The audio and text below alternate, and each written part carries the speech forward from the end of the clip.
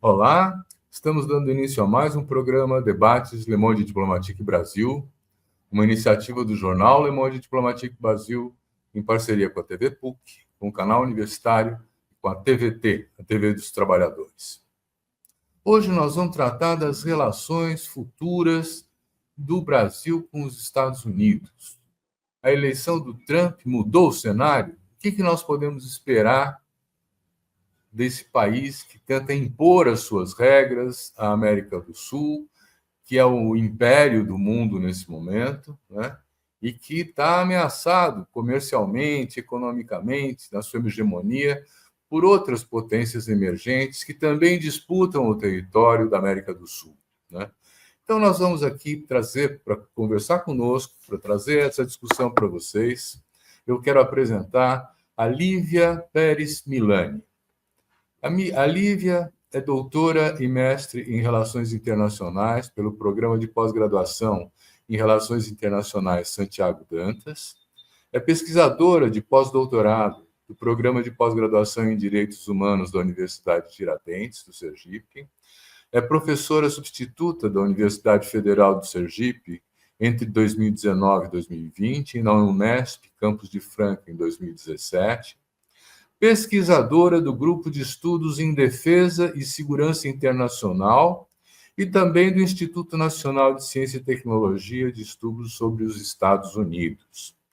Os seus temas especiais de trabalho são as relações dos Estados Unidos com a América Latina, a política externa norte-americana para a América do Sul, segurança regional, relações Brasil-Argentina, cooperação em defesa da América do Sul, enfim, os temas que são importantes para nós abordarmos nessa discussão do que vai acontecer daqui para frente na relação dos Estados Unidos com o Brasil. Lívia, muito obrigado por ter aceito o convite para estar com a gente. É um prazer ter você aqui. E eu queria começar perguntando o que vai mudar nas relações do Brasil com os Estados Unidos uma vez que o Trump seja eleito. Você tem alguma ideia sobre isso? Olá a todos e todas. Olá, Silvio. Prazer para mim participar desse programa. Fiquei muito feliz com o convite. E pensando, então, já entrando na resposta a essa pergunta, o que muda, então, nas relações entre o Brasil e os Estados Unidos com a eleição do Trump, me parece que as relações Brasil e Estados Unidos, de novo, entram em uma nova fase. Então, nós temos vivido uma situação que é bastante complicada das relações Brasil e Estados Unidos, com muitos avanços e muitos recuos. Então, o que eu quero dizer com isso? Pelo menos desde a primeira eleição do Trump, né, lá atrás, houve, então, já havia naquele momento um certo distanciamento com relação ao Brasil, e depois a gente tem um momento de muita proximidade durante o governo, quando houve a convergência entre Bolsonaro e Trump, né? Então, a gente teve esse primeiro momento, quando Bolsonaro é eleito, ali em 2018, que é um momento de bastante, eu diria, até euforia de certos grupos conservadores, grupos de direita no Brasil, no sentido de tentar uma aproximação com os Estados Unidos. Mas essa foi uma aproximação que aconteceu principalmente a partir de certos grupos, né? Então, não foi uma aproximação dos dois países, das duas burocracias estatais, mas foi muito mais uma aproximação que foi liderada por grupos de ultradireita no Brasil e grupos de ultradireita nos Estados Unidos. Então, o que a gente tem desde então, que se formou naquele momento, foi essa aproximação muito clara entre esses grupos de ultradireita no Brasil e esses grupos de ultradireita nos Estados Unidos. Talvez o principal representante disso, no caso brasileiro, seja o filho do ex-presidente Bolsonaro, Eduardo Bolsonaro, que tinha essa incumbência, talvez, essa predisposição a construir relações com grupos de extrema-direita ao redor do mundo, e aí os Estados Unidos entram em cena, né? Então, talvez exemplos disso sejam o fato de que naquele momento ainda, quando Bolsonaro é eleito, no primeiro ano de governo dele, quando ele visita os Estados Unidos pela primeira vez, existe um encontro na embaixada, um jantar que se realiza na embaixada durante a visita oficial de Bolsonaro no qual essas lideranças de extrema-direita dos Estados Unidos são convidadas e participam desse jantar. Steve Bannon, naquele momento, tinha um papel importante, o Olavo de Carvalho, naquele momento, também tinha um papel importante nessa aproximação, e é uma aproximação que se estabelece principalmente nesse nível. Então, há essa relação muito clara e uma relação também muito assimétrica, porque por mais que a gente possa pensar, talvez no nível dessas lideranças outras de extrema-direita, haja uma proximidade, haja uma articulação de fato, quando a gente pensa no nível presidencial, é muito mais Bolsonaro tentando se aproximar de Trump do que o inverso.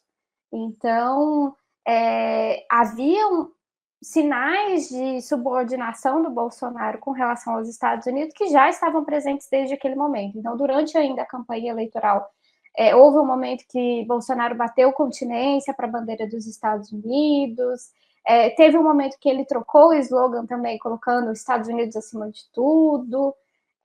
Então, há muito isso, né? Essa busca de Bolsonaro de se aproximar de Trump é muito mais do que a recíproca. A recíproca, em outras palavras, não existe. Então, outro sinal que isso acontece é que Bolsonaro visita várias vezes os Estados Unidos e o Brasil não recebe nenhuma visita do Trump naquele momento. Então, nesse momento, se construiu essa relação entre os grupos de extrema-direita dos dois países e, dessa forma, assimétrica.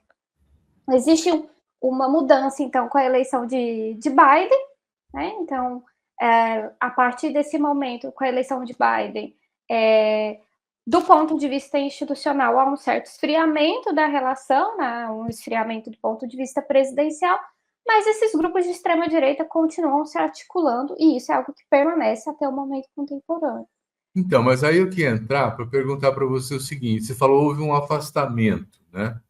Quem que afastou? Porque, num certo sentido, o Brasil está procurando uma maior autonomia. Ele está no BRICS, ele está, enfim, fazendo uma série de coisas que não são a expectativa norte-americana nesse momento, né? Então, quais são esses pontos de atrito? Onde é que a gente vê a dificuldade de um maior entrosamento hoje? Sim, isso é algo bastante interessante, porque existem essas diferenças da forma de pensar, da forma de ver a ordem internacional, que talvez sejam perenes do relacionamento dos Estados Unidos e do Brasil desde algum tempo, né? Então, a gente percebe que desde o primeiro governo Lula existe essa tentativa brasileira de se aproximar de alguns países do sul global, de formar articulações, como é o caso dos BRICS, que no final das contas tem como intenção, tem como parte de sua narrativa, parte de sua justificativa, a ideia de construção de um mundo multipolar. O que significa um mundo no qual existam centros de poder outros que não apenas os Estados Unidos, né? Então, que haja uma certa distribuição do poder mundial. E isso, claro, que vai contra os interesses dos Estados Unidos, que são interesses muito mais no sentido de manutenção da sua própria hegemonia, né? Da sua própria permanência como grande potência global e como única grande potência global. Então, talvez essa seja a grande continuidade que a gente consegue ver durante todo esse período, que vai desde o início dos anos 2000 até o momento atual, essas diferenças. E aí é interessante porque mesmo Bolsonaro no poder, ele não tira o Brasil dessas articulações, né? Então, o Brasil continua fazendo parte do BRICS, mesmo durante o governo Bolsonaro. Claro que cai o perfil do BRICS enquanto prioridade da política externa brasileira, mas o Brasil continua fazendo parte dessa articulação. Então, olha, mas deixa eu alinhar meus argumentos, porque eu queria ouvir a sua opinião. O Brasil está defendendo que as trocas comerciais não sejam mais a partir do dólar, que se crie uma moeda, o BRICS está pensando sobre isso, né, para poder fazer trocas e deixar esses países que estão fazendo essas trocas com maior independência em relação à dominação americana, né? O sistema do SWIFT, que é aquela troca de balanços comerciais que opera no mundo inteiro, com os Estados Unidos coordenando isso, também está sendo desafiado no sentido de se pensar um novo modelo. O Brasil está contra a posição dos Estados Unidos, ou está pelo menos neutro, não está se posicionando nas guerras, seja na Ucrânia, né, seja na guerra de Israel com o Hamas, que se ampliou agora, né? ele está apoiando o surgimento do BRICS, ele tenta articular na América do Sul, de novo, um conjunto para formar uma espécie de bloco sul-americano, com grande dificuldade agora, porque os países não estão mais alinhados como estavam antes. Enfim, tem uma série de elementos que colocam o Brasil num momento de suspeição da parte dos Estados Unidos. Será que os Estados Unidos, será que o Brasil está com os Estados Unidos, está com a gente, ou já não está mais, né? Tem uma tradição, inclusive americana, das votações internas eleitorais, onde tem os tais dos swing states, né? Aqueles estados que ora pendem para cá, republicanos, ora pendem para os democratas. E o Brasil está sendo considerado por alguns analistas americanos como um swing state, no sentido de que era alinhado com os Estados Unidos e deixou de ser. Acontece que os americanos pensam que quem não pensa como eles pensa contra eles, né? Como é que você vê isso? Eu creio que se a gente for pensar no governo Lula, né, desde que o governo Lula se iniciou, o governo inicia com essa ambição do ponto de vista de política externa, que é exatamente a busca de reconstrução de uma autonomia nacional, que era um objetivo que ficou em segundo plano, havia ficado perdido durante pelo menos 4 anos, se não mais do que isso. Então, existe essa tentativa, de fato,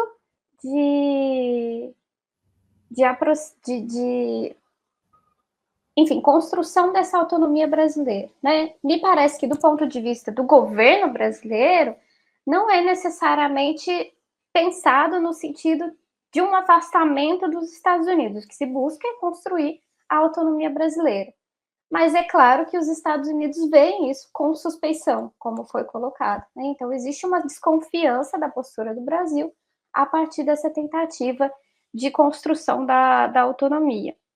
Isso é algo que já esteve presente em outros momentos, e os Estados Unidos tendem a reagir dessa forma, né? Então, se não está necessariamente do nosso lado, se não apoia nossas iniciativas, então isso tende a ser lido dessa forma, então está se aproximando de países que são nossos rivais, que são nossos inimigos, talvez. Então, a gente vê que isso já está presente, né? Isso está presente, sim, no momento contemporâneo, mesmo com Biden. Com Biden, a gente já via essas dificuldades da relação bilateral. Então, talvez a gente possa dizer que no início do governo Lula havia esse objetivo, havia essa ambição de reconstrução da autonomia nacional, passando pela aproximação com os países dos BRICS, então China, Rússia, Índia, África do Sul, outros países do sul global. E havia, naquele momento, também a tentativa de que isso fosse combinado com a manutenção de boas relações com os Estados Unidos. Agora, é um grande desafio, é bastante complexo, porque os Estados Unidos exatamente leem essa aproximação com outros países menos como uma tentativa de construção da autonomia e muito mais como o Brasil se aproximando de países que são entendidos como, no mínimo, rivais, se não inimigos. Então, eu iria por aí. Talvez exista essa grande complexidade, né, da relação Brasil-Estados Unidos. Vou fazer uma pergunta agora, depois nós fazemos um pequeno intervalo, aí você responde, tá bom? Quer dizer, pensando agora na continuidade das relações com os Estados Unidos e na eleição do Trump, né, o que você percebe que vai mudar na política norte-americana em relação ao mundo e em relação ao Brasil em particular, com essa nova gestão do Trump? Nós vamos fazer um pequeno intervalo e aí você me diz o que você acha.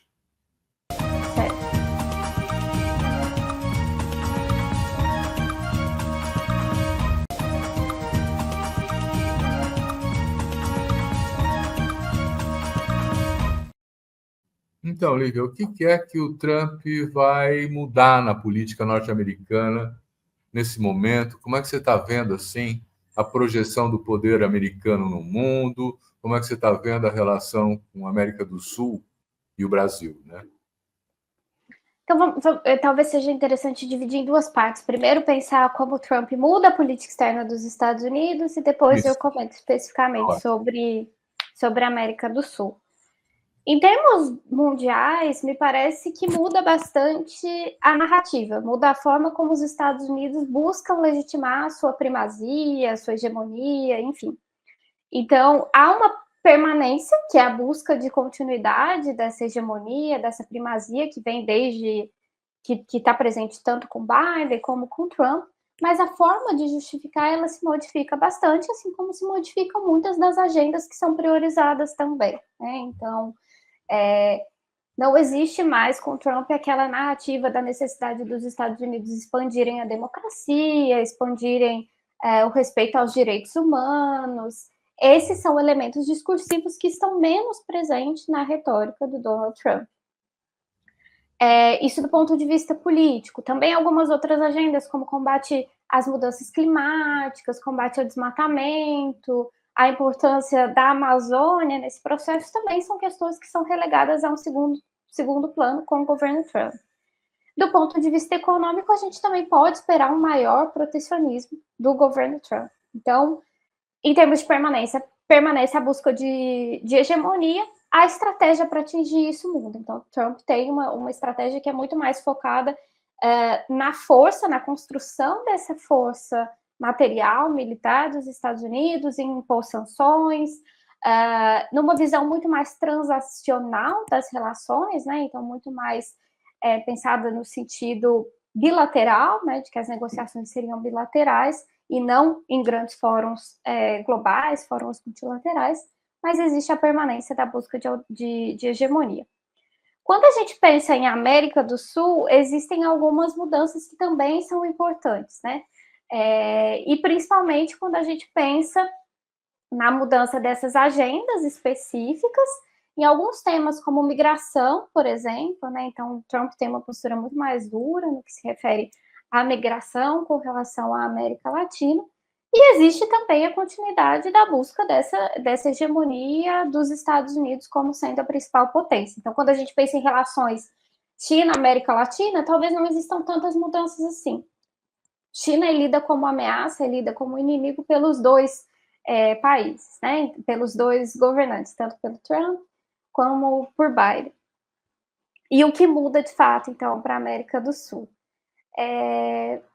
Me parece que o que muda é exatamente essa mudança de grupos no poder, que faz com que certos grupos sejam empoderados nacionalmente. Então, me parece que a grande mudança, ela não é tanto uma mudança em termos de política externa, de fato, e principalmente para o Brasil, não é tanto uma mudança em termos de política externa, de fato, é muito mais uma mudança em termos dos grupos que chegaram ao poder nos Estados Unidos. Né? Então, existe essa mudança das agendas priorizadas e existe o fato de que chegou ao poder um grupo de extrema-direita que tem alianças estabelecidas com outros grupos de extrema-direita na América Latina, e no caso do Brasil isso é bastante claro, como a gente já comentou no início da entrevista. Então, existe essa grande permanência, que é a busca de manutenção da hegemonia, que é, por exemplo, uma política anti-China na América Latina, que talvez seja ainda mais enfática durante o governo Trump, mas já é bastante clara durante o governo Biden. E existe, então, essa convergência com lideranças de extrema-direita que já aconteciam no plano transnacional e que continuam acontecendo no plano transnacional, por exemplo, durante as CEPACs, que são reuniões da extrema-direita em diferentes países da região. Né? Então, a CEPAC é uma reunião de grupos conservadores que se inicia nos Estados Unidos e que ocorre nos Estados Unidos já há muito tempo, e começaram a acontecer também encontros em países da América Latina. Aconteceu o CEPAC no México, aconteceram algumas edições já da CEPAC no Brasil. Então, me parece que a grande mudança para o Brasil é exatamente nesse sentido. Você sabe que, Lívia, eu fico preocupado também com uma coisa que não é no campo formal, né? Quer dizer, o Trump é mais violento, o Trump é mais agressivo, né? E os Estados Unidos têm uma tradição histórica de favorecer, apoiar, estimular, financiar golpes contra os governos mais progressistas, né? Aconteceu isso com a Dilma Rousseff em 2016, aconteceu na Bolívia, no Haiti, tem vários lugares assim onde uma intervenção nesse século ainda, né, dos Estados Unidos pretendeu assegurar a hegemonia e tirar o que eles chamam de esquerda do poder.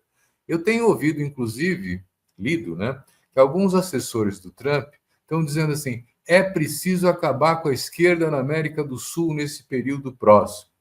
Você entende que eles pensam dessa forma? Talvez algo que chame bastante atenção nesse sentido é a nomeação do Marco Rubio como secretário de Estado. Então, Marco Rubio é um político nos Estados Unidos que já tentou, inclusive, concorrer à presidência, já participou de primárias do Partido Republicano, e que ele tem essa posição, ele é descendente de cubano, salvo engano, e ele tem essa posição bastante focada em América Latina, então ele conhece bastante a América Latina, e tem essa posição bastante anti-esquerda, né, de tentar, de entender que os governos de esquerda na América Latina, especialmente aqueles governos mais, mais radicais, ou que tem, de fato, um governo que se pretende mais à esquerda, que eles são um problema do ponto de vista da hegemonia regional dos Estados Unidos. Então, essa nomeação do Marco Rubio me preocupa bastante nesse sentido. Me parece que é uma pessoa que tem condições e que tem um histórico bem mais agressivo com relação à América Latina. Então, nesse sentido dos golpes, que na verdade é algo, se a gente for pensar país a país, se a gente pensa no caso da Venezuela, já é uma política que vem de algum tempo, né? Então, já de algum tempo, os Estados Unidos têm tentado conduzir uma mudança de regime na Venezuela e têm tido dificuldades nesse sentido. Mas existe alguma heterogeneidade nessa política, né? Então, quando a gente pensa no caso específico do Brasil, foi bastante diferente durante o governo Biden, quando nós tivemos as eleições no Brasil. Então, houve nos Estados Unidos uma orientação geral para que os diplomatas, os militares, nos seus encontros com homólogos brasileiros, passassem a mensagem de que os Estados Unidos defenderiam, apoiariam o resultado das eleições no Brasil e não teriam nenhum tipo de suporte a golpes de Estado naquele momento. Então, acho que a gente não pode dizer que foi a postura dos Estados Unidos que fez com que o resultado das urnas prevalecesse no Brasil, mas foi um fator, né? Então, um golpe de Estado no Brasil naquele momento, quando Lula foi eleito para o seu terceiro mandato e Bolsonaro perdeu a reeleição, naquele momento um golpe de Estado não seria apoiado pelos Estados Unidos. Provavelmente isso não teria acontecido se fosse Trump naquele momento, né? Essa campanha ou essa proatividade dos Estados Unidos em dizerem que não apoiariam nenhuma ruptura democrática no país. Você sabe que eu fico pensando assim nas sanções que os Estados Unidos ainda faz a Cuba, né? Que está fazendo na Venezuela, promovendo uma pobreza, um empobrecimento incrível do país. Quer dizer, esse tipo de pressão só é possível a partir do controle do dólar, por exemplo, né? E uma imposição de força dizendo para os demais países não fazerem comércio. O que a gente está vendo com a Rússia é que a Rússia criou seus canais alternativos e continua se desenvolvendo, crescendo até mais no seu PIB que os outros países europeus, né? Quer dizer, esses bloqueios, essa pressão dos Estados Unidos, está diminuindo a capacidade dele fazer isso? As sanções, elas são uma estratégia que são adotada pelos Estados Unidos já de algum tempo, e tem essa consequência que você já colocou, empobrecimento da população, dificuldade, muitas vezes, de acesso a certos produtos, que são produtos importantes, inclusive, em certos momentos, a medicamentos, por exemplo.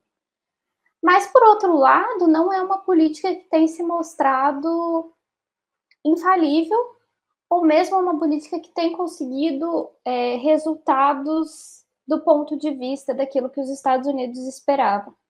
Então, você comentou sobre Rússia. A Rússia, com certeza, é um exemplo muito claro disso. A Rússia tem conseguido construir mecanismos para não ficar isolada internacionalmente, apesar dessas sanções que são impostas pelos Estados Unidos. Sanções que se tornaram muito mais fortes a partir da invasão à Ucrânia em 2022, mas que, na verdade, já vem desde 2014, com a anexação da Crimeia. Então, há já sanções dos Estados Unidos e da Europa à Rússia desde bastante tempo. E em todo esse caminho, a Rússia já veio construindo esses outros mecanismos de aproximação com outros países, de diminuir a dependência com relação ao dólar, para se colocar e para resistir a essas sanções. Mas o caso de Cuba é um caso que já vem há bastante tempo, é muito mais tempo, há décadas, e que mostra como essas sanções, elas, de fato, têm esse efeito sobre a população, mas elas não significam a onipotência dos Estados Unidos em alcançar os objetivos políticos que eles querem. No caso de Cuba, era exatamente a queda do regime cubano, o que não aconteceu. Então, a gente Pois tem é. essa situação de resistência desses países que conseguem, apesar das sanções. Então, e hoje em dia o BRICS admitiu Cuba. Isso abriu uma porta para ela receber apoios, para furar esse bloqueio, não é? Quer dizer, isso é um desafio direto aos Estados Unidos, não é?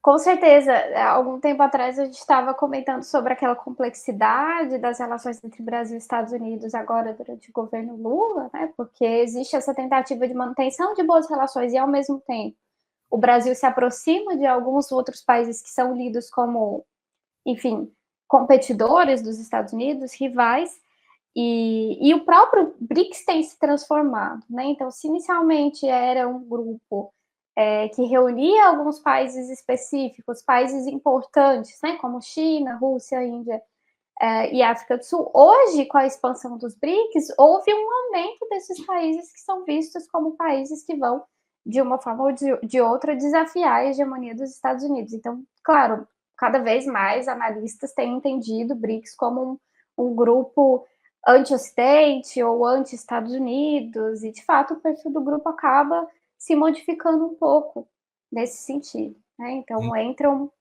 governos que são governos que buscam ou essa autonomia ou que têm uma postura anti-americana mesmo. Eu estou tentando entender o que vai acontecer com o governo Trump, né? Para depois entender o que acontece na relação Brasil também, Trump. Aí eu fui ler um documento feito por uma fundação ultraconservadora, de ultradireita, a Heritage Foundation, né? Que juntou mais de 100 entidades nos Estados Unidos de ultradireita e tal, e elaborou um programa que pode ser, talvez, o programa de governo do Trump, né? Se ele adotar isso. E tem itens muito importantes lá que mexem com a questão da imigração, que mexem com o desmantelamento do Estado. Eu fico muito impressionado como uma entidade como essa, um think tank de ultradireita, pode produzir durante um ano um documento que pode servir de referência para a ação dos Estados Unidos no mundo, né? Como é que você vê essa contribuição ou essa intervenção da Heritage Foundation? O Trump vai adotar esse programa? Acho que comentando sobre o programa em si, né, e sobre a construção desse programa, de fato, ele mostra como a ultradireita nos Estados Unidos ela tem se articulado e ela está muito organizada. Então, é uma ultradireita que vai além do Trump, o que a torna talvez até mais perigosa. Não é uma ultradireita que depende de uma liderança específica, muito pelo contrário, é uma ultradireita que já está bastante articulada, bastante organizada e pensando em planos de futuro, em projetos de futuro. Se Trump vai adotar esse plano ou não, me parece que a gente não poderia dar uma resposta absoluta sobre isso, mas sim, é algo que tem bastante influência sobre o governo dele. E talvez uma diferença desse governo Trump com relação ao governo Trump do passado, né, o primeiro governo Trump, é o fato de que hoje Trump tem nomeado pessoas muito mais radicais para compor seu gabinete, né? Então, Trump chega ao poder com domínio sobre o legislativo, então consegue maioria na Câmara, no Senado, e também pode, nesse momento, nomear essas pessoas muito mais radicais, muito mais à direita do que nesse primeiro governo. Então, é um governo que tende a ser muito mais, ou que tende a implementar muito mais essa agenda de ultradireita do que o primeiro governo, né? Então, no primeiro governo até houve uma certa narrativa de que Trump foi contido por algumas pessoas, da própria burocracia e algumas pessoas que estavam ao redor dele, e nesse momento a situação é mais grave nesse sentido, né? Então, o Trump, que já passou pelo governo, então que já sabe, já conhece os mecanismos do governo, e tem nomeado pessoas muito mais radicais, muito mais conservadoras do que nesse primeiro momento. Uhum. Lívia, nós vamos fazer mais um pequeno intervalo e já voltamos, tá bom? Combinado.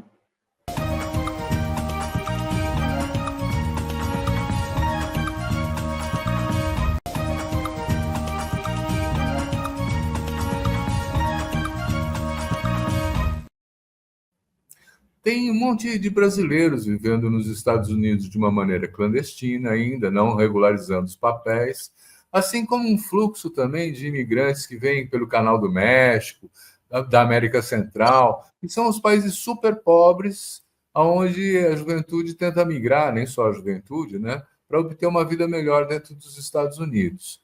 E parece que um dos contenciosos que vai ser mais importante que o Trump está anunciando é essa tal dessa deportação em massa de imigrantes clandestinos. Acontece que os Estados Unidos precisam dessa mão de obra, senão eles não vão ter, né? Então, como é que fica essa questão da expulsão de imigrantes, que ele está dizendo que vai ser em massa? A questão da migração é uma questão que também tem uma relação muito grande com o discurso da extrema-direita, da ultradireita, né? Então, é um tema que aparece nos Estados Unidos, é um tema que aparece muito na Europa também. Então, se constrói essa narrativa, essa ideia de que se existem problemas econômicos, em parte esses problemas econômicos eles são derivados do fato de que há uma entrada importante de pessoas de outras localidades no país. Isso não corresponde de fato à realidade, né? Na verdade, muitas dessas pessoas elas vão para os Estados Unidos para fazer trabalhos que são trabalhos que a própria população americana não gostaria de estar fazendo, trabalhos que têm relação com serviços, com os cuidados, trabalhos mal remunerados. Então, a gente tem essa situação na qual a migração ela é articulada como parte de um grande problema e compõe essa narrativa da extrema-direita. Então, a migração é um tema central para a extrema-direita, e me parece que a grande dificuldade do governo Trump vai ser colocar isso em prática, né? Então, já no primeiro mandato dele, ele fez uma primeira tentativa de barrar a entrada de estrangeiros, e naquele momento, principalmente de pessoas de origem árabe nos Estados Unidos, e teve dificuldades com relação a isso. E no caso, no momento contemporâneo, eu espero, pelo menos a minha expectativa é que se ele de fato tentar colocar em prática uma política de deportação em massa, ele vai enfrentar resistências. Vai enfrentar resistência seja da sociedade civil organizada, e pode ser que, inclusive de organizações da sociedade civil que tenham incluídos entre suas lideranças pessoas de origem latina, né? Então existe também uma certa organização dos latinos nos Estados Unidos, inclusive de empresários, de parte do poder econômico que depende dessa migração, que depende dessa mão de obra. Então, por um lado, isso faz parte do discurso dele, é uma forma de mobilizar a sua base eleitoral, ou uma parte importante da sua base eleitoral. Por outro lado, a migração é algo que faz parte da economia dos Estados Unidos, que é importante como mão de obra, especialmente para exercer certos tipos de trabalho, e me parece que é algo que os Estados Unidos vão ter que lidar, né? Então, me parece que, pelo menos a minha expectativa é que ele encontraria bastante resistência nesse sentido. Algo que torna bastante preocupante essa agenda é que o Partido Republicano, e principalmente aqueles grupos, inclusive aqueles grupos de ultradireita, têm conseguido também construir uma hegemonia no judiciário, né? Tem conseguido construir uma liderança importante no judiciário. Então, no primeiro momento, durante o primeiro governo Trump, quem liderou exatamente essa resistência a mudanças na política de imigração dos Estados Unidos foi o judiciário. No momento atual, é mais difícil que isso aconteça, né? Então, que o judiciário tenha esse grande papel de garantia dos direitos individuais, também no que se refere a essas pessoas que chegam aos Estados Unidos de forma ilegal. O problema é que o Trump ganhou em tudo, né? Fez a Câmara dos Representantes, fez o Senado, vai indicar gente na Justiça. Ele vai ter pouca resistência para implementar as suas ações. Mas uma coisa que eu acho que talvez seja interessante a gente explorar é essa história do Make America Great Again, o MAGA, né? Quer dizer, a proposta dele. Quer dizer, olhar para dentro dos Estados Unidos. Então, ele está ameaçando, por exemplo, sair da OTAN. Né? Como é que você vê a mudança nas relações internacionais? O Trump vai olhar mais para dentro dos Estados Unidos ou vai ficar mantendo a política democrata de fazer guerras por toda parte, hein? Acho que, talvez para responder essa pergunta, a gente tem que fazer uma diferenciação entre aquilo que se refere à forma como os Estados Unidos se colocam do ponto de vista de construção dessa hegemonia, porque a hegemonia ela passa não apenas pela dimensão material, mas ela passa também pela construção do consenso, né? Pela visão dos Estados Unidos como uma liderança. Então, durante muito tempo, os Estados Unidos tentaram se projetar dessa maneira, como uma liderança, e como uma liderança que era vista em diversos círculos como uma liderança benigna. Talvez isso tenha menos aceitação na América Latina, porque no caso da América Latina, a hegemonia dos Estados Unidos ela é uma hegemonia mais crua, é uma hegemonia mais agressiva, que tem a ver, inclusive, com apoio a golpes de Estado, que é muito identificada com violações aos direitos humanos que aconteceram na América Latina durante o período dos regimes autoritários, dos regimes ditatoriais. Mas quando a gente pensa sobre a construção da hegemonia dos Estados Unidos em outras localidades, como na Europa, por exemplo, essa é uma hegemonia que tentou se construir exatamente como uma liderança, como um país que se apresenta, inclusive, como um protetor da Europa frente a ameaças como a Rússia, por exemplo, né? E que constrói sua hegemonia a partir de acordos, a partir de consensos, sendo que um desses grandes acordos multilaterais no campo da defesa é exatamente a construção da OTAN.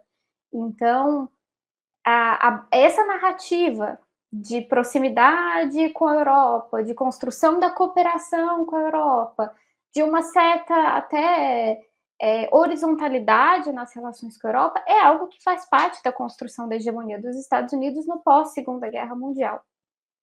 E Trump ataca isso do ponto de vista retórico de forma bastante clara, né? Então, isso é algo que já vem do primeiro governo dele, quando, ainda na campanha eleitoral, ele se recusou a se comprometer com a cláusula de defesa mútua da própria OTAN. O que significa, de uma forma mais geral, acabar com a OTAN, né? A OTAN, ela tem como seu grande princípio a ideia de que o ataque em um país, ele seria considerado um ataque à organização como um todo. Isso significaria que os países da organização enviariam ajuda a esse país atacado. Então, esse comprometimento com a organização é algo que é muito importante. E Trump já havia colocado em dúvida isso no primeiro mandato, mas naquele momento ele ainda encontrou bastante resistência.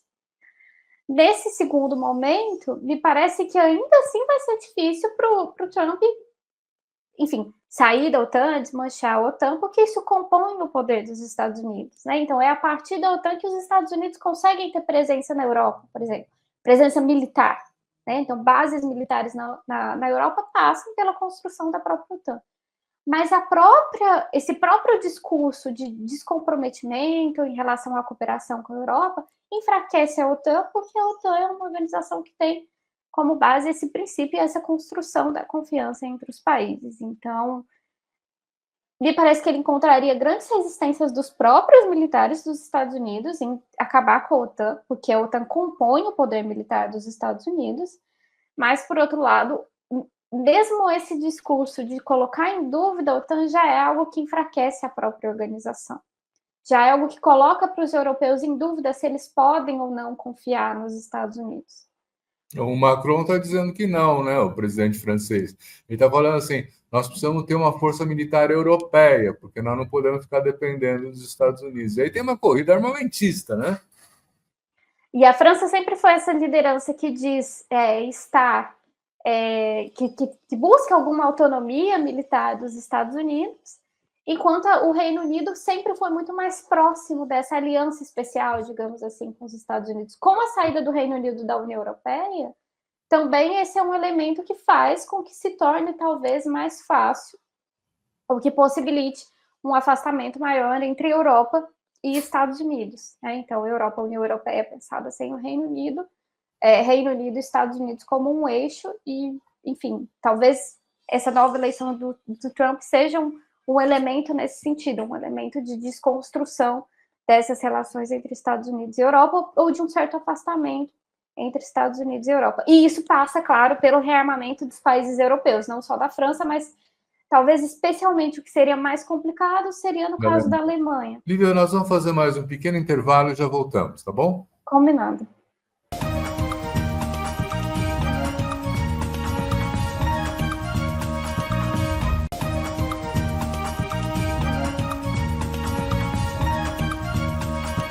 Eu tenho a preocupação, né, inclusive, de que essa disputa, esse questionamento da hegemonia americana esteja rompendo o papel de liderança dela mesma. Você pega, por exemplo, a questão das reservas internacionais. Né? Muitos países colocam as reservas internacionais em dólar, lá nos Estados Unidos. Né? A Rússia, por exemplo, tinha 350 bilhões de dólares guardados lá, e os Estados Unidos confiscou simplesmente isso, né? Parece que confiscou reservas da Venezuela também, né? Quer dizer, quando você tem um inimigo, esse sistema de compensações, de reservas, não sei o quê, internacional não funciona mais porque os Estados Unidos não quer.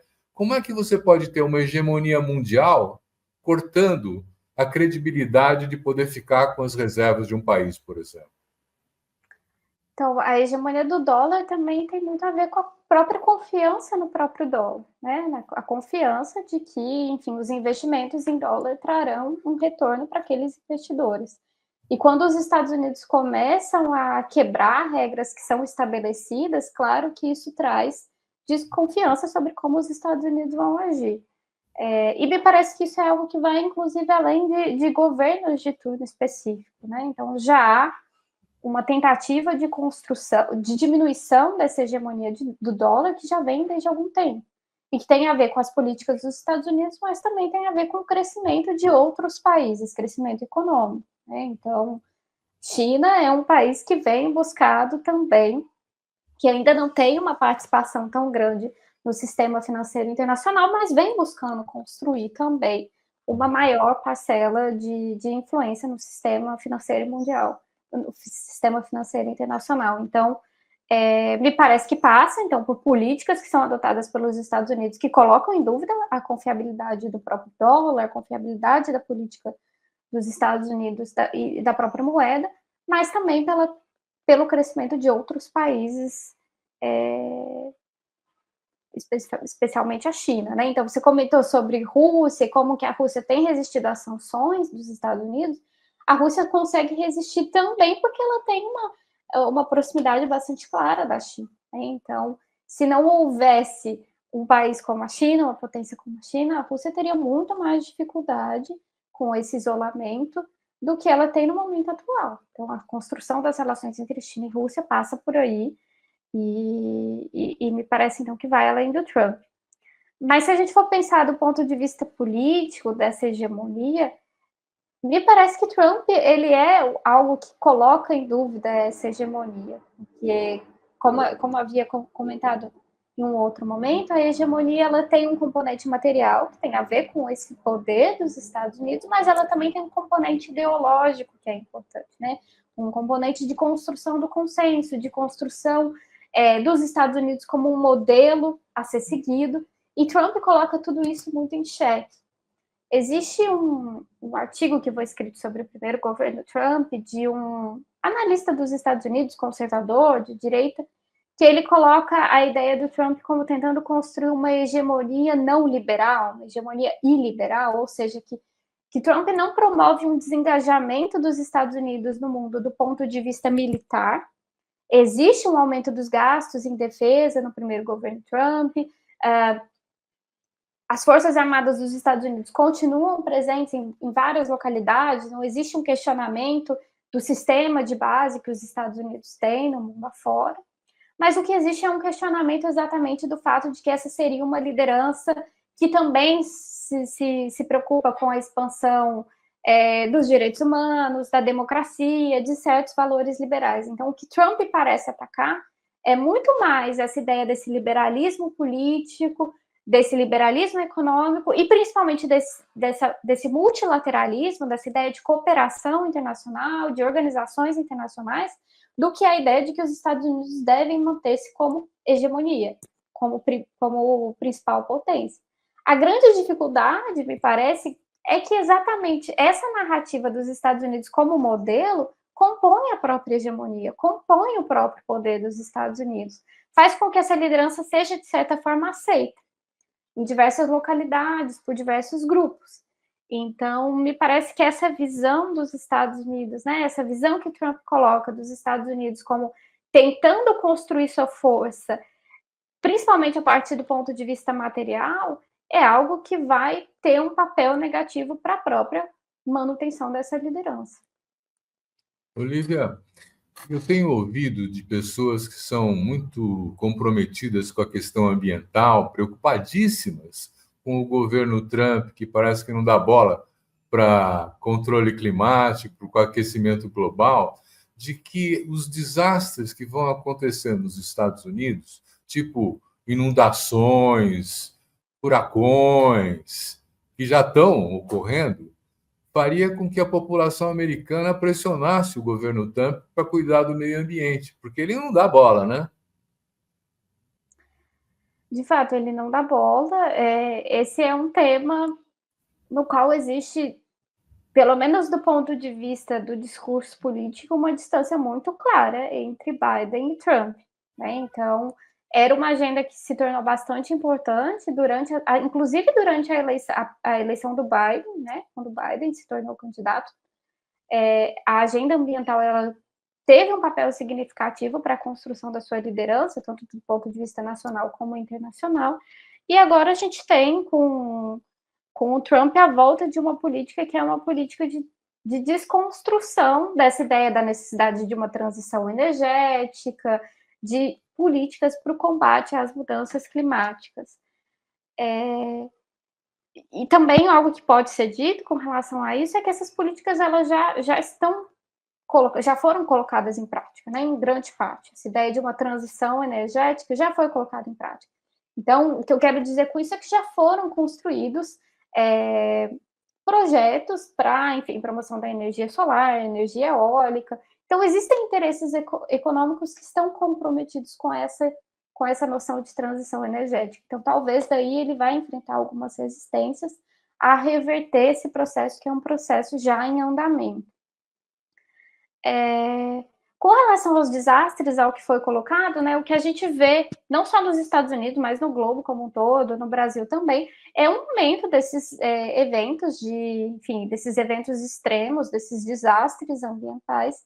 E aí a grande dificuldade é como as pessoas percebem esses desastres. Se percebem como algo que tem a ver com a ação humana, como já foi comprovado cientificamente que tem a ver com a ação humana, enfim, com as políticas que acontecem desde a Revolução Industrial, ou com o modo de produção, né, capitalista que está presente desde então, ou se isso é interpretado simplesmente como fatores naturais, como algo que seria inevitável.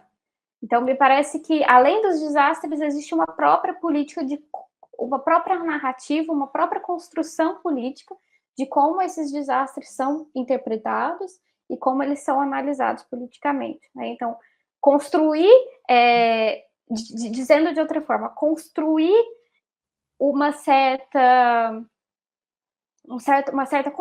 contestação ao governo Trump a partir disso, construir resistência ao governo Trump a partir desse tema do meio ambiente passa também pela organização das pessoas e pela difusão de uma visão de mundo que já foi comprovada pela ciência, que se refere à necessidade de proteger o meio ambiente, de proteger, enfim, os meios de vida. Então, me parece que passa por aí também.